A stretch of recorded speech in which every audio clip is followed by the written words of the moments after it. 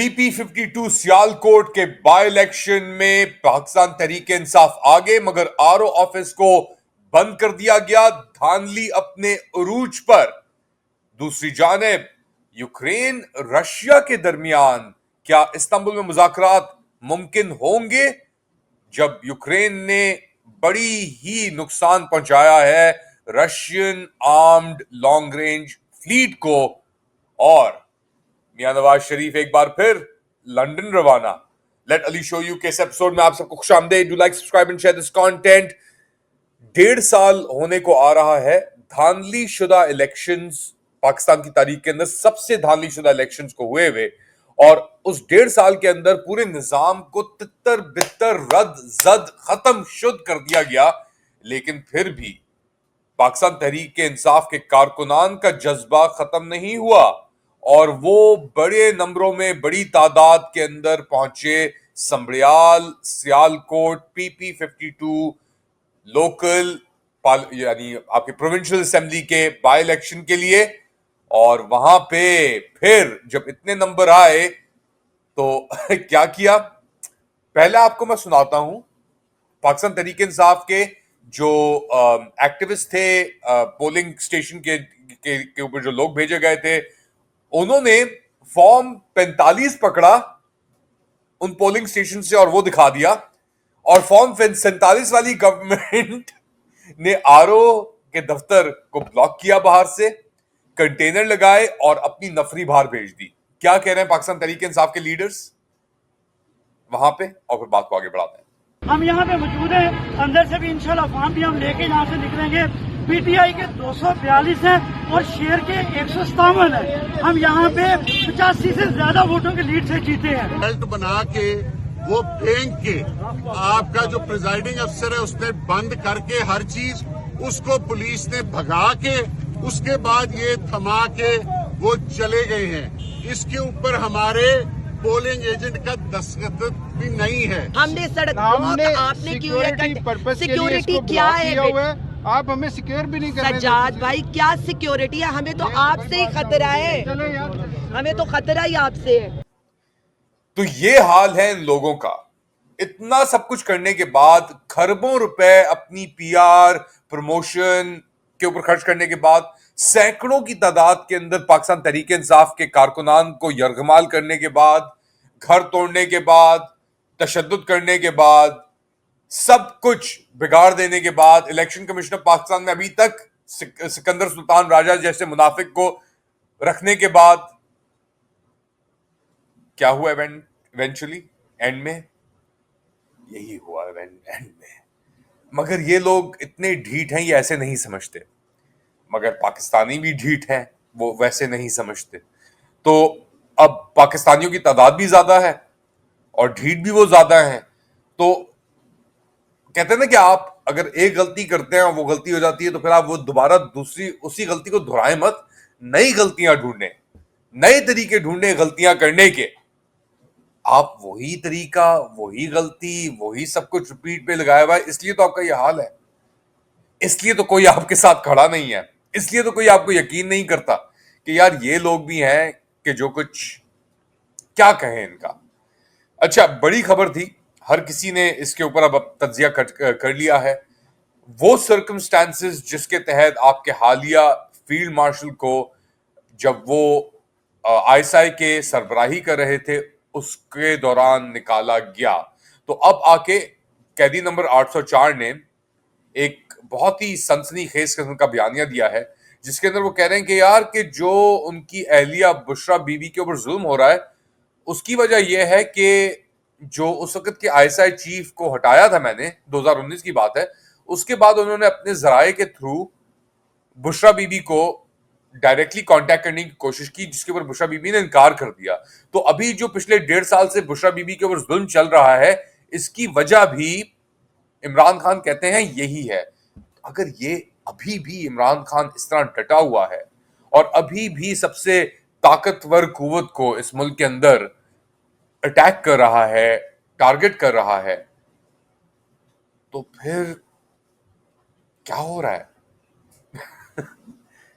क्या हो रहा है, क्यों हो रहा है? और ये अच्छा, और जिद भी उसी तरह अड़ी हुई है ना। یعنی ایک سائیکولوجیکل امبیلنس ہوتا ہے یار. ایک آپ نے غلطی کی, اگر آپ سے کوئی غلطی ہو گئی, آپ تھوڑا بیک ٹریک کرتے ہیں, پھر جا کے دوبارہ آپ کوشش کرتے ہیں کہ اچھا میں اس کو کس طریقے سے صحیح کروں یا کوئی اور اپروچ لوں. آپ اسی چیز کو بار بار بار بار لگائے جا رہے ہیں, دہرائے جا رہے ہیں. کیسے, کیوں, کب, یہ تو بات سمجھ نہیں آتی مجھے ایٹ لیسٹ. کیا وجہ ہے اتنی ضد کی کہ آپ وہی غلطیاں دہرا رہے ہیں, چاہے وہ پولنگ سٹیشنز کے اندر آر اوز کے ساتھ ہو. ایک بائی الیکشن ہی ہے سیالکوٹ کا سامڑیال کے اندر, اتنا ٹوپی ڈرامہ کرنے کی کیا ضرورت ہے آپ کو؟ آپ کے ہم جیت گئے الیکشن, ختم بات. آپ کے اندر پھر بھی وہ ضد دم توڑنے کا نام نہیں لے رہی. تو یہ تو ایک سائیکولوجیکل مسئلہ ہے میرے خیال سے.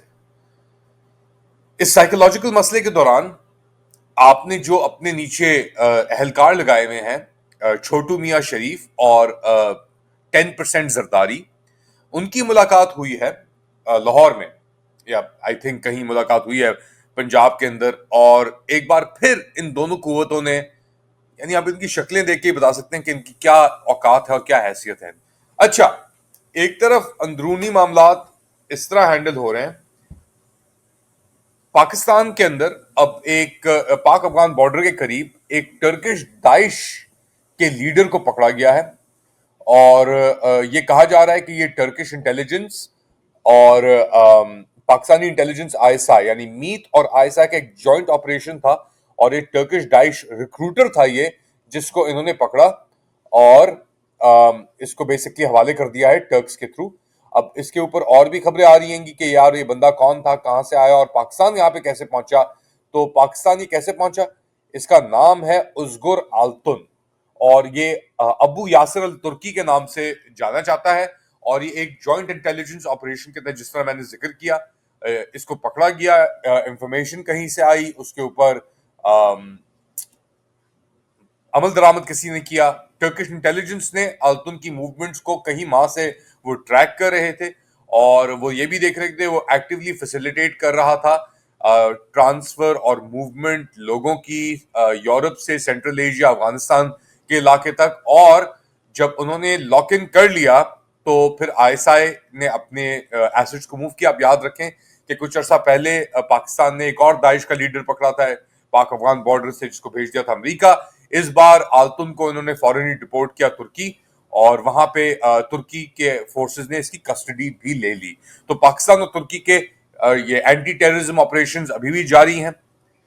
پاکستان کے ڈرون حملے اب جو ہو رہے ہیں پاکستان کے اندر, سویلینز کو بھی اٹیک کیا گیا ہے, وہ بھی جاری ہیں, اور دہشت گردی کی لہر جو ہے پاکستان کے اندر وہ بھی جاری ہے. جیسے فار ایگزامپل ابھی ایک ایکسپلوژن ہوئی ہے درآدم کھیل کے اندر, اور وہاں پہ اخوڑ وال کر کے ایک ایریا ہے درآدم کھیل, جیسا آپ جانتے ہیں درا کے نام سے جانا جاتا ہے, اور وہاں پہ گن میکنگ اور ایک پورے گن انڈسٹری ادھر چلتی ہے, لوکلائزڈ اور ریفربش گنز کی.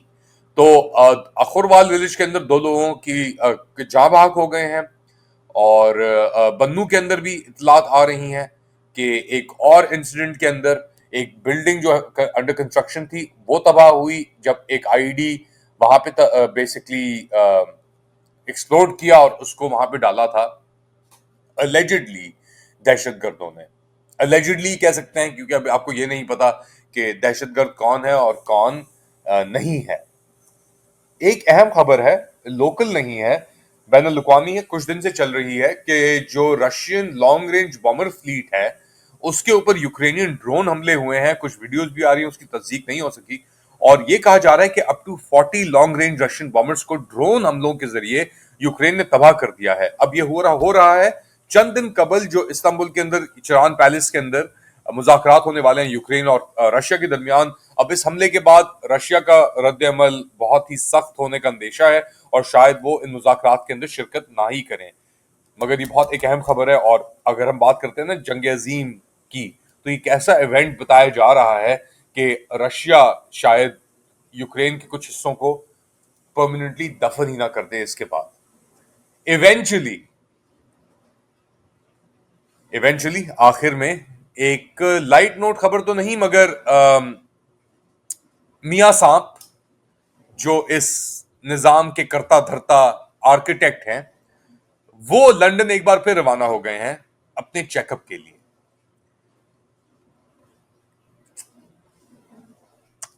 Make of if it what you would like. میاں صاحب اور ان کے چیک اپس کو پلیٹلیٹس تو کم نہیں ہو رہے ان کے کہیں. آپ کیا سمجھتے ہیں بتائیں مجھے کامنٹ سیکشن کے اندر. Do like subscribe and share this content. اپنا خیال رکھیے گا. اگلی بار تک اللہ حافظ.